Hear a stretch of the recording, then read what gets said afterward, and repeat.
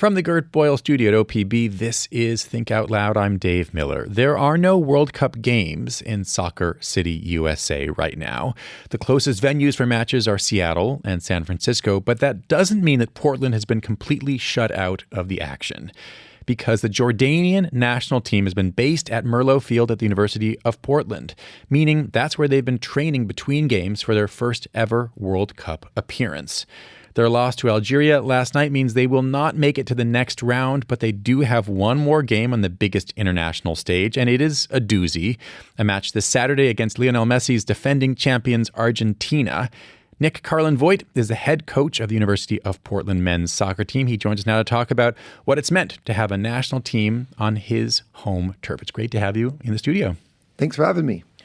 So what does it mean? What does it entail for any national team, in this case Jordan's, to have a home base? Well, there's 48 bases, and the World Cup this year is being hosted by Canada, U.S., and Mexico. And University of Portland is known as one of the best grass venues, not just in the region, but in the country. And so we were lucky enough. It was a great representation of the university and the work that athletic director and president have done to bring, the world's largest sporting event to the University of Portland. And so we are the base camp for the Jordanian national team in their first World Cup appearance. The coaches, the players, they're using our locker rooms, our venues, our cold pools, our weight room, our training facilities as their base camp. So they played last night, and they'll be flying back today, and we'll train again tonight at the University of Portland. Oh, a day after a match, they start training again? Yeah, so they'll have probably two different groups going on. The players who played will obviously be fatigued and be doing recovery, and then those who didn't play in the match last night or played limited minutes will have a training sessions, like I guess the way it would go tonight. Those sessions are closed door, lots of security. There's lots of protocols from FIFA to make sure that the players' safety and most importantly, their tactical security is it's not open. These practices are closed, and there's been a lot of controversy around teams being spied on. And so, in terms of who's available, what formations and shapes teams are playing, the tactics that are being used, we have lots of extra fences around the facility now. So is this something that you worry about as a collegiate level coach? I mean, if you're going against some other school, do you have anywhere close to the same level of, surveillance vigilance? Well, I think you're always worried about, there's been drones in the sky. And as a college coach, I think we have a gentleman's agreement that, teams don't spy on each other. But, in global football, there's stories about this all the time happening. And it just happened in the England Premiership this year. So it's part of the game in some aspects. And people are very worried and concerned about it. So the University of Portland has done a great job of putting security measures around the stadium. You said this is one of the greatest grass pitches there is in the Northwest, or just in general. I don't know if you can separate your home field pride enough to answer this question, but do your best. What makes it special? Pretend that's not your actual field. Yeah, I'll take my University of Portland hat off for a minute, but we've won Grass Field of the Year 2 of the last 9 years, voted by independent, field managers. So. What are they looking for? Are these like people with magnifying glasses, like touching the grass? Quality, how fast the ball moves, the length of the field, the durability. Obviously, being here in the Northwest with different climates, the field holds up really well even during rain. And so, we've had Inter Milan, we've had Bayern Munich, Pep Guardiola, famous manager, has been here at University of Portland, and we've been a home for Brazil national team, and almost probably 20 MLS teams have trained here at the University of Portland. So, without a doubt, what Clive built, back in 1990 still holds true today. That is one of the greatest venues in the country. Huh. It's interesting as you're saying this, because just yesterday, I think, or maybe the day before, I saw an article about all kinds of concerns about the field in New Jersey, in the New York area, where, 10 times more fans can see it, maybe more than that, where you have about 3,000 or so? We hold almost 5,000 in the stadium. Okay, so, but still, it's not enough for a World Cup final, but there are a lot of concerns there about the state of that field, which is not your problem, but it's worth mentioning. So what has it meant for Portland, do you think, to have, in this case, as you noted, there have been some very significant club teams, European club teams there before, but what has it meant to have a national team during this World Cup be in Portland? Well, it's the biggest thing happening, maybe right in humanity right now. I mean, almost 6 billion people will participate in this World Cup in some capacity. And so it is truly the global game. And for the University of Portland, we consider ourselves Soccer City. And the University of Portland, really was put on the map due to the success of the men's and women's soccer team. The women's team has won two national championships, have world-class icon players like Christine Sinclair and Megan Rapinoe. And the men's side has had Casey Keller and Steve Cherundolo. And, we're really proud of the fact the men's team has been to 2 Final Fours. And then recently we've been to 2 Elite Eights in the last 4 years. And so University of Portland's a soccer school.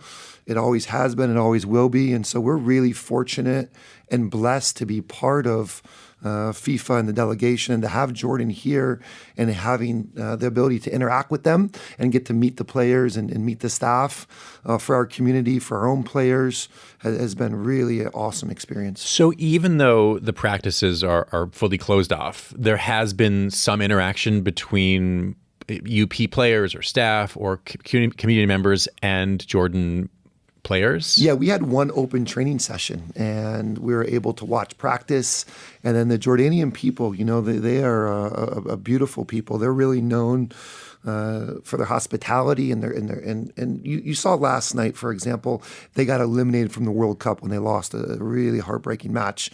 And today it goes viral on Instagram that they left their locker room in immaculate shape with thank you notes to the people in Levi Stadium in San Francisco for hosting them with such dignity and class. Mm-hmm. And so at a time where, the nation is so proud of the team, the royal family was at the game, but they're incredibly disappointed not to advance to the next stage. They're still able to show their character in class. And, the Japanese have been doing this for a long time, but leave the locker room in immaculate shape and just show a great gratitude and appreciation. I think that is why the game is considered a beautiful game. And so we're able to have an open training session. And, their star player is a gentleman named Moussa. He plays in Ligue 1 in France for Rennes. And he's considered, almost the Messi of Jordan.